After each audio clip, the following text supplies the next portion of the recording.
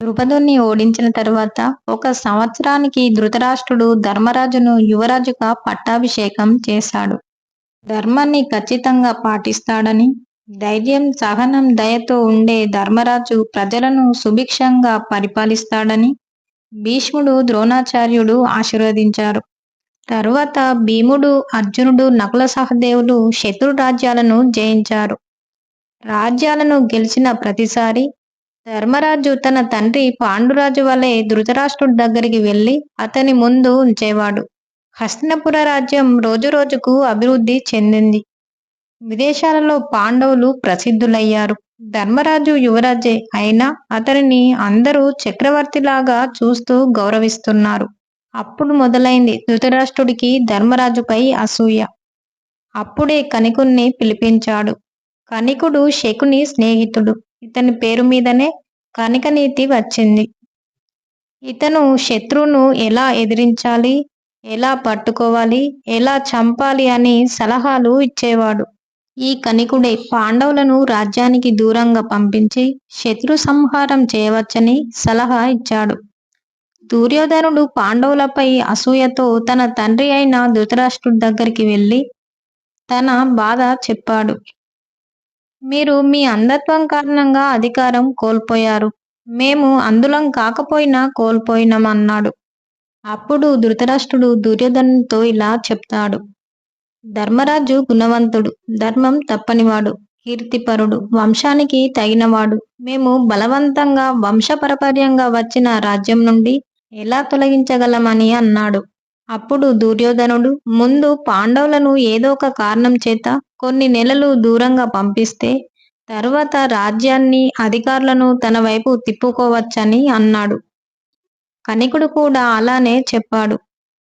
వారి మాటలు విన్న ధృతరాష్ట్రుడు వారణవత నగరం అనే పుణ్యక్షేత్రానికి పాండవులను కొన్నాళ్ళు పంపుదామని ఆలోచన చేశాడు. ఒకరోజు సభలో అందరి ముందు ధృతరాష్ట్రుడు ధర్మరాజుతో వారణవతం గొప్ప పుణ్యక్షేత్రమని, అక్కడ ఉత్సవం జరుగుతుందని, కుంతితో సహా అందరూ వెళ్తే మంచిదని చెప్పాడు.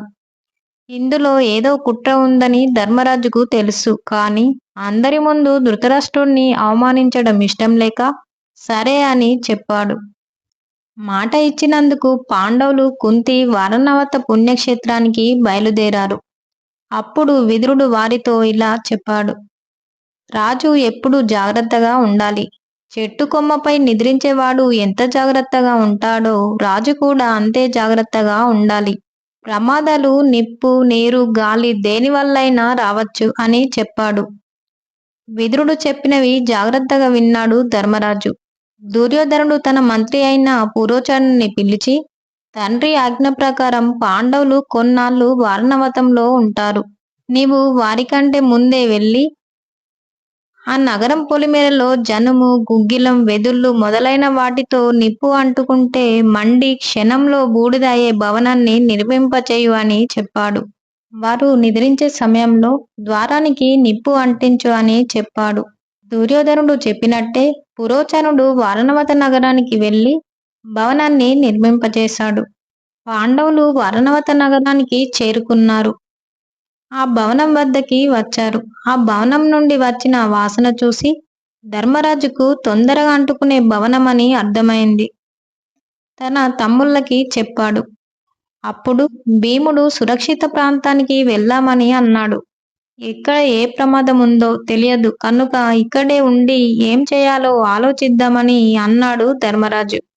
అదే రోజు కనికుడు అనే వ్యక్తి పాండవుల దగ్గరికి వచ్చాడు. విదురుడు పంపించాడని చెప్పాడు. విదురుడి ఆదేశంతో ఆ ఇంటి నుండి క్షేమంగా బయటపడేంత దూరం వరకు ఎవరికీ తెలియకుండా సొరంగాన్ని నిర్మించి వెళ్ళిపోయాడు.